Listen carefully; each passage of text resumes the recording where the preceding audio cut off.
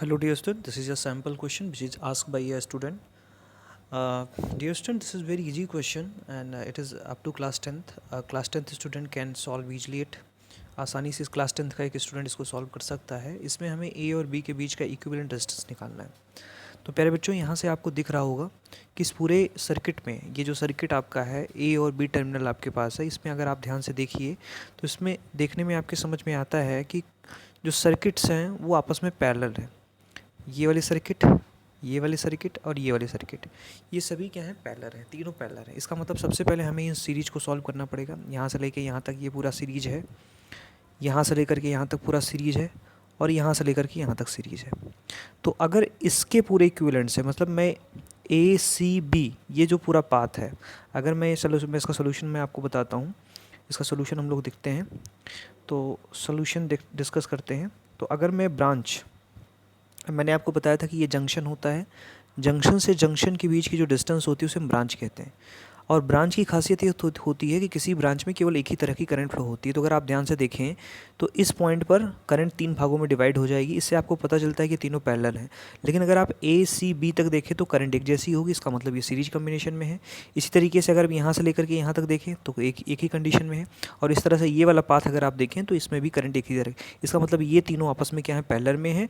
और इसमें यहाँ से इस वाले पाथ में सीरीज में है, इसमें सीरीज में है और इसमें सीरीज में है.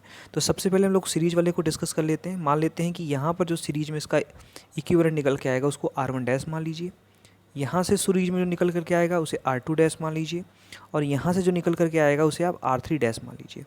तो सबसे पहले हम सीरीज कॉम्बिनेशन सॉल्व कर लेते हैं. सबसे पहले हम लोग बात करते हैं फॉर ब्रांच. कौन से ब्रांच की बात कर ले हम लोग, ए सी बी. यहाँ से देखिएगा ए सी बी. तो अगर मैं ब्रांच ए सी बी की बात करूँ, ठीक है, तो यहाँ से मैं देखने में आता है कि सभी सीरीज में है. तो इनका जो इक्विवेलेंट है उसे मैंने R डैश माना है. तो ये सभी सीरीज में तो एडअप हो जाएंगे. 5 + 6 प्लस और यहाँ से 7, तो कितना हो गया 19, राइट. दिस विल बी 19 ओम. तो यहाँ से मुझे R1 डैश की वैल्यू पता चल गई, ये क्या है 19 ओम. इसी तरीके से मैं यहाँ से ए बी ब्रांच, तो अगर मैं ब्रांच ए बी का निकालूँ तो ब्रांच ए बी मतलब ए से बी तक ये वाली पूरी लाइन अगर इसको मैं डिस्कस करता हूँ तो यहाँ से मेरे समझ में आता है कि इसका जो इक्विवेलेंट है वो R2 डैश मैंने माना है. और यहाँ से इसकी वैल्यू जो निकल के आएगी वो आएगी बेटा 3 + 8 + 1. ठीक है, तो कितना आ गया, this is the 12 ohm, right. Similarly अगर मैं ब्रांच ए डी बी की बात करूँ तो यहाँ से जो इसका इक्विवेलेंट है बेटा वो R3 डैश है. और यहाँ से इन तीनों को ऐड कर लीजिए.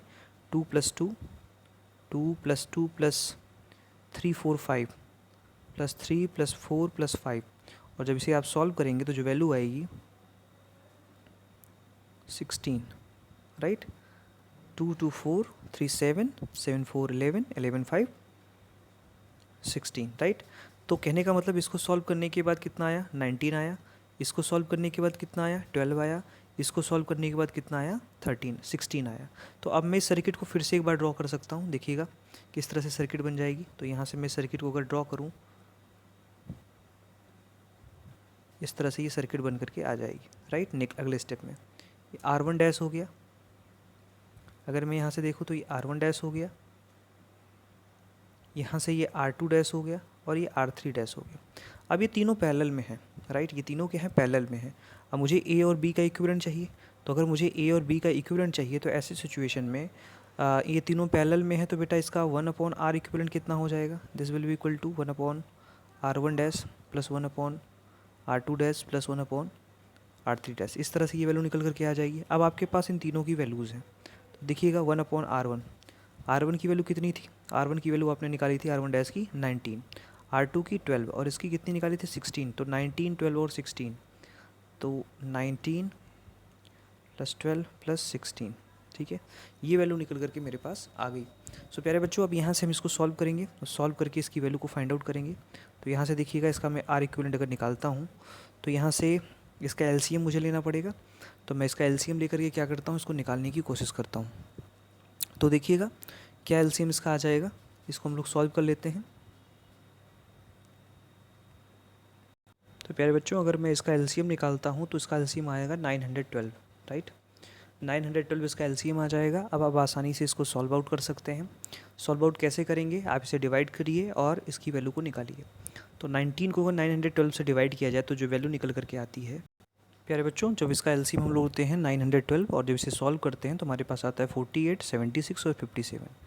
और यहाँ से अगर मैं आर इक्विवेलेंट की वैल्यू निकालना चाहूँ तो देखो क्या आ जाएगा। मैं इनको ऐड करता हूँ, 7 6 15, 7 6 हो गया 15, सॉरी 7 6 13 और या 8 7 15 हो गया, 15 6 21, 21 1 2, 7 5 12, 12 4 12 4 16 to 18, 181 upon 912, right?